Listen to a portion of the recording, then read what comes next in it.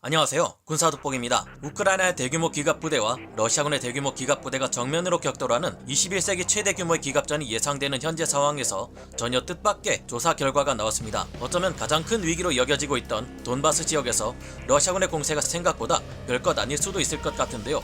이번 전쟁을 수행하며 그동안 큰 피해를 입었던 러시아군이 이 전력을 당분간 회복할 수 없을 지경이며 이 때문에 계속 우려되어 왔던 돈바스 지역에서의 러시아군 대공세를 감행하기 어려울 것이라는 주장이 우크라이나 정부 최고위층에서 나왔습니다. 현재 여러 오신트 보고들에서도 이 같은 주장들이 계속해서 등장하기 시작했는데요. 현지 시각으로 4월 9일 올라온 미국의 싱크탱크 중 하나 전쟁연구소 ISW의 전장평가에 따르면 러시아 육군과 공수부대, 해군 보병대의 상태가 온전한 연대나 여단은 사실상 없는 상태이며 현재 러시아는 병력을 여러 대대가 뒤섞인 임시 혼성 편성으로 투입할 수밖에 없는 상태라고 분석했습니다. 그러나 최근 러시아는 13만 5천 명을 징집했고 추가적으로 7만 명 이상의 예비군까지 소집해 사실상 개전 초기와 비슷한 수준인 20만 명 수준의 대군을 편성했습니다. 독일 보안국이 최근 밝힌 바에 따르면 러시아군은 우크라이나 동부 전선에서 파괴적인 부활절 공세를 진행할 것으로 예상되며 목표는 최대 5만 명의 동부 돈바스 우크라이나군을 포위하여 5월 9일까지 전쟁을 끝내고 승리의 날 기념행진을 진행하는 것이라고 합니다. 이런 상황을 봐서는 절대 러시아군의 상태를 과소평가해서는 안 될 것 같은데 러시아군의 대공세는 어째서 불가능하다는 걸까요?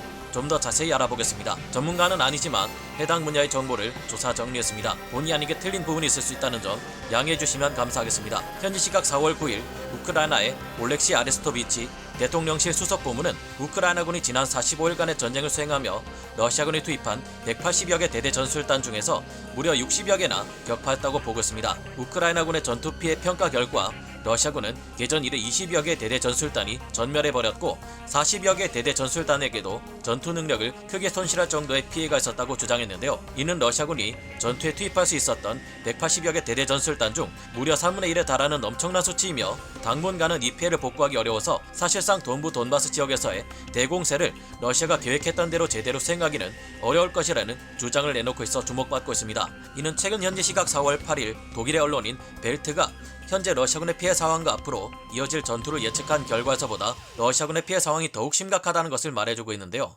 그러나 독일의 벨트지에서도 러시아군이 일선 전투 병력 중 상당수가 큰 피해를 입었으며 여전히 러시아군이 병참, 사기 저하, 명령 체계 등에서 여전히 어려움을 겪고 있어서 총동원령을 내리지 않는 이상 현실적인 병력 보충도 어렵다는 것을 지적하고 있었습니다. 벨트지에서는 러시아군이 재편성 및 재배치를 시도하고 있지만 러시아군은 우크라이나 영토를 피해 먼 거리를 돌아서 가야 하는 반면 우크라이나군은 여전히 제대로 운영되고 있는 우크라이나 철도망을 통해 병력을 손쉽게 투입할 수 있다고 밝혀 우크라이나군이 가진 유리함에 대해서도 분석했는데요. 러시아가 현재 징집을 거의 완료한 것으로 알려진 20만 대군은 왜 제 역할을 할 수 없다는 걸까요? 아레스토비치 고문은 러시아가 병력을 충원하기 위해 각지에서 용병을 모집하고 전반기 징병을 서두르며 계약군을 한시 빨리 끌어모으기 위해 노력하고 있지만 자발적으로 군에 입대하려는 청년은 거의 없다고 밝혔는데요. 러시아가 최근 무차별 징집을 통해 최대한 끌어모은 20만 병력은 숫자는 많을지라도 훈련이 거의 안 되어 있는 상태라 즉각적인 전투 수행이 어려울 것으로 평가되고 있습니다. 미국의 싱크탱크 전쟁연구소 ISW는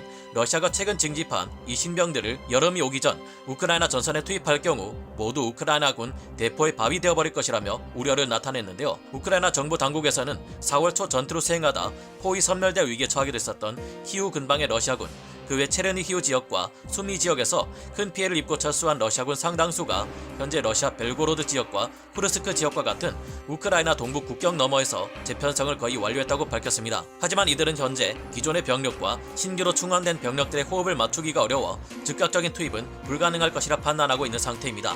러시아군의 이 같은 상태를 보아 러시아군 최후의 대공세는 그 시기가 늦춰지거나 무리해서 신병들을 투입했다가 전투 능력이 극도로 올라간 우크라이나군의 매서운 공격을 받고 막대한 피해를 입거나 둘 중 하나가 될 것 같은데요. 우크라이나 정부 당국과 미 전쟁연구소의 분석이 확실하다면 어느 쪽이든 러시아군에게는 좋지 않은 상황이 벌어질 것으로 보입니다. 지난 시간에 폴란드가 미국에게서 M1A2 SAP V3 전차를 올해부터 들여오기로 계약함에 따라 이달 말부터 폴란드의 T-72 전차나 PT-91 전차가 지원 지원될 듯하다고 말씀드린 것처럼 시간이 지날수록 다른 나라들의 도움으로 인해 우크라이나군은 더욱 강해져 갈 텐데요. 이달 말이 아니라 지금 당장 폴란드가 전차를 보냈으면 하는 제 바람이 닿았던 것인지 실제로 폴란드가 T-72 전차들을 보내기 시작했다고 해서 기분이 좋습니다. 아무리 긍정적인 평가가 나온다 해도 쉽게 적을 과소평가하는 것은 위험한 만큼 부디 우크라이나군이 신중을 기해 앞으로 이어질 러시아군의 모든 공세를 막아내고 전쟁의 최종 승자가 되기를 기원합니다. 오늘 군사 돋보기 여기서 마치고요. 다음 시간에 다시 돌아오겠습니다. 감사합니다. 영상을 재밌게 보셨다면 구독, 좋아요,